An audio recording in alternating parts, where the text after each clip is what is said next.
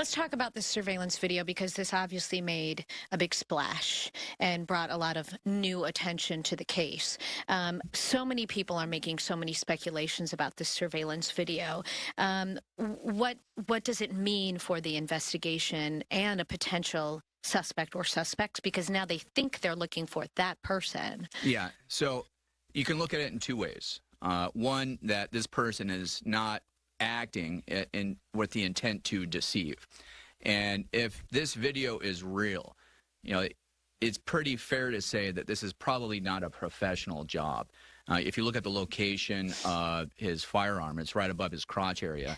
And, who does that? Yeah, especially, every man I can speak with experience is going to protect that area. And, you just don't do that.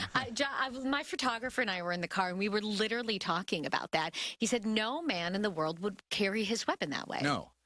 Even a layman, you would think, wouldn't. Put it in his pocket. Yeah, or on the side or something like that, especially going to a tactical situation inside of a house. And if you look at the gloves, they're so bulky that you wouldn't be able to get your fingers around the trigger.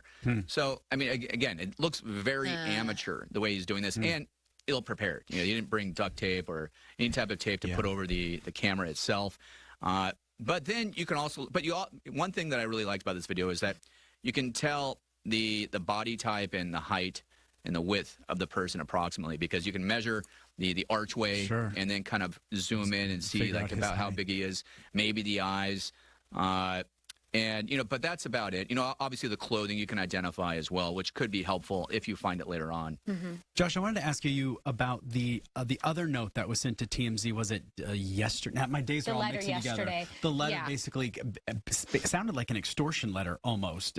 I would imagine that if FBI can track that person down, they're probably looking at potential charges, right? Yeah, the issue with that letter, and this was somebody who says they know who did it and they want one single Bitcoin. $65,000. Yeah, I'm going to direct their attention to Silent Witness. There's a $50,000 reward. That's what I was saying, yeah.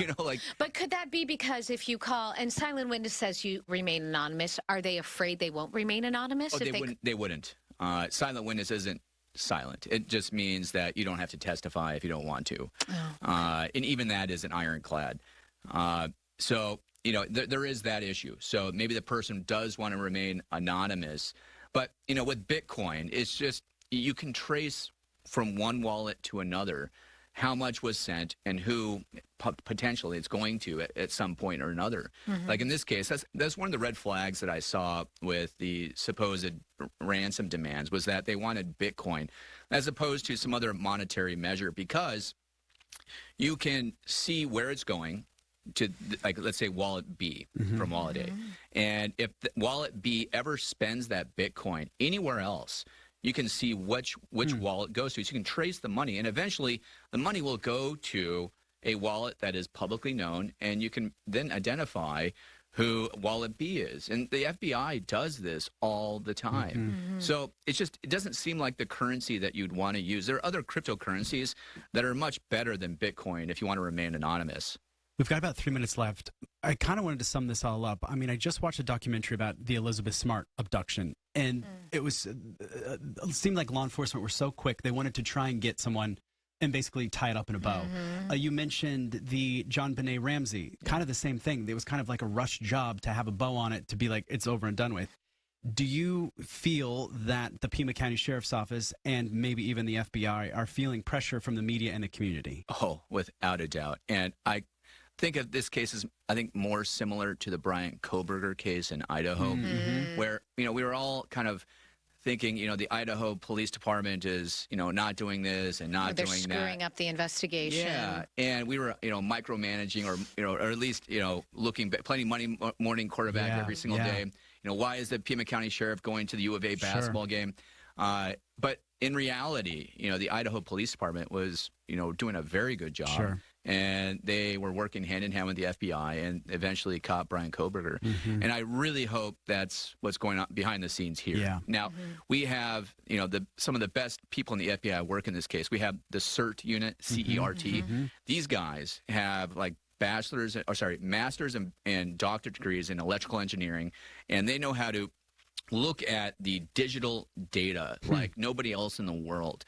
And if there's any digital trace that these kidnappers or killers left, the FBI is going to find it. Do you And- think and that? actually, it's interesting. So, with the Google stuff. So, Nancy Guthrie had a Google Nest camera, but she didn't subscribe to keeping it. But Right. apparently, Google still keeps all the data anyway. Which is also Note to the fascinating.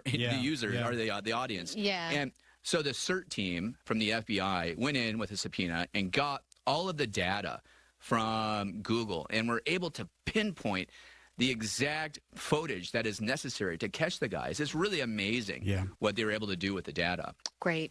We'll have you on again, I'm sure, to be talking about this and hopefully more developments and even a solution to all of this. Yeah, we appreciate your Yeah. time. It's Yeah, always thank you, nice to guys. just bounce Yeah, it really is. questions It's off of someone that interesting.